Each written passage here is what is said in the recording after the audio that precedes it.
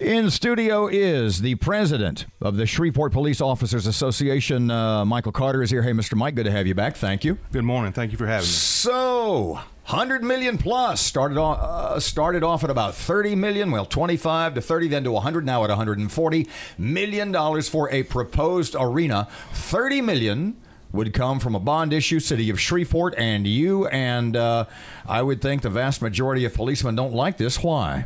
Well, we've been asking for a substantial pay increase to go to an average salary, hopefully someday to get to a competitive salary for 11 and a half years. The last pay raise we received was January 1st of 2003. That was 14 and a half years ago. We were very appreciative of the Hightower administration at that time for pushing that and helping us get that through.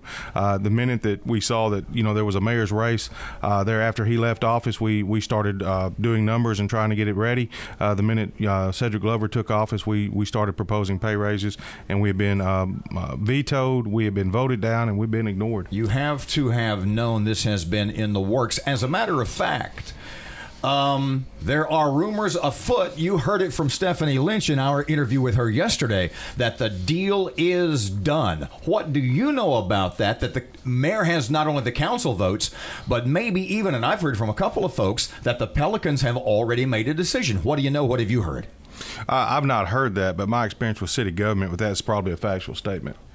These deals are done long before they're done, and we understand that. However, as a police union, we're in a position to where we have to wait and see what comes out on the agenda, and that's what the average citizens of Shreveport are doing too, and that's where they've been deceived.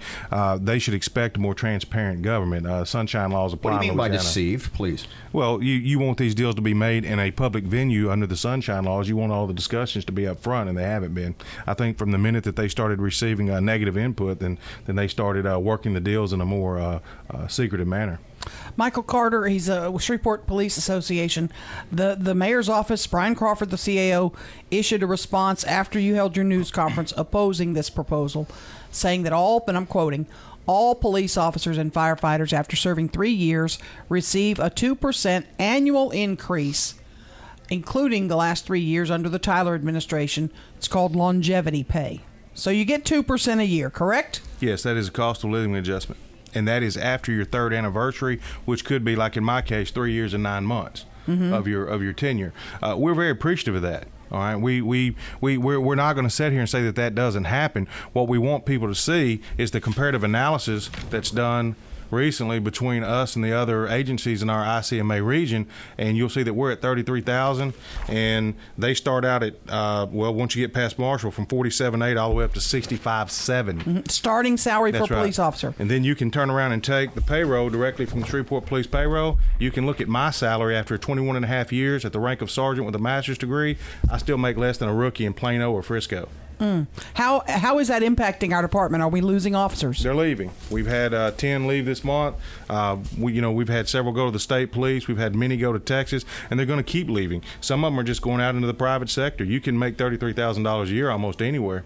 Are they retiring, or are they moving to other jobs? 3 retired, and the rest of them went to other jobs. Is it the $30 million borrowing bond issue that bothers you the most? Because the case can be made, and I'm sure it is for the folks who are in favor of this, that we'll build this great sports arena and retail shops and restaurants, and a lot of people will be hired, and a lot of revenue for the city will be generated, which in fact could pay for police cars, police raises, and infrastructure, for example. What do you think about that?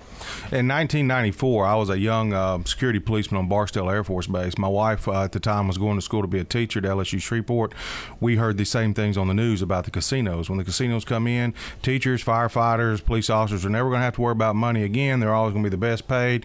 In the South, you never have to look at it again. This was the same sales pitch we got for that, and now you see that we are the lowest in the ICMA region for a city our size 25 years later. So we're not buying that song and dancing. Stephanie Lynch, I asked her that same question. Her quote was, "That's a pipe dream."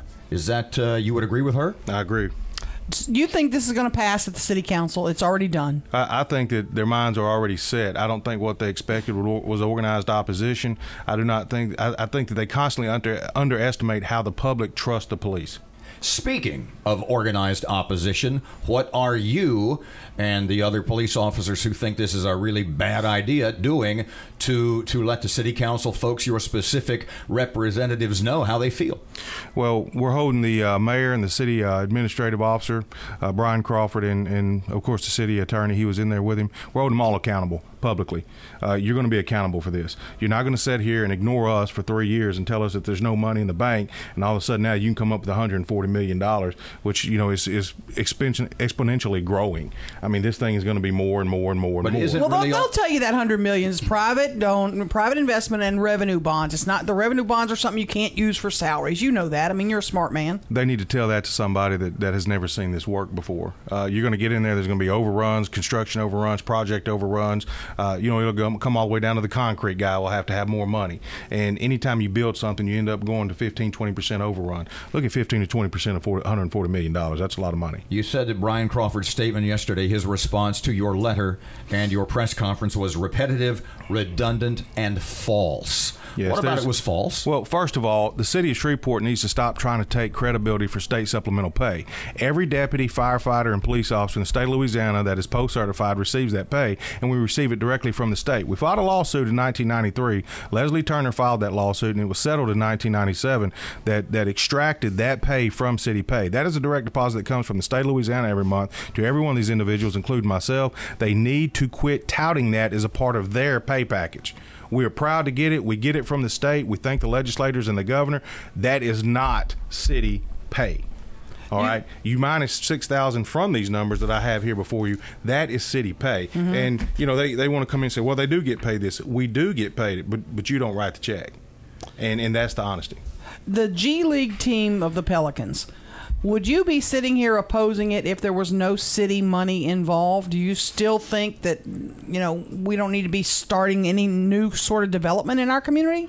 I don't think anyone in Shreveport that watches the news can say that we're not in a public safety crisis. We don't have enough officers to respond to the needs of the citizens. We have a shooting rate that's out of control for a city our size, and the priority should be public safety right now. All right, we've got bathrooms down at the police department where three out of 4 commodes work. All right, and you need to be fixing things. You need to be improving your infrastructure, even at our own department. But you need to focus on your human resources within your police department and get your retention level to where it works. Once you get your money right, you get your police officers paid correctly, you get your city employees paid correctly, you got the money in the bank, you can call in, order whatever you want. You can bring in basketball teams, baseball teams, football teams, whatever you want. But they're borrowing this money. Will you, as police union president, will you specifically over the next few days, next few weeks, be canvassing city officials, to be precise, a city councilman? No one has any doubt where we're at this point in time. No one has had any doubt. What I've said and waited on, and I've been blamed by a lot of my members. They're like, when are we going to do this? When are we going to do that? When are we going to do this? You have to wait till someone takes a move. Now they've made a move, all right? Last year, they put a potential pay raise on the city council agenda. I waited. The mayor pulled it. I went right back to our proposal. All right, you have to watch it. It's like a local lesson in civil government. It's not going to be anything until it goes before the council and the vote process starts.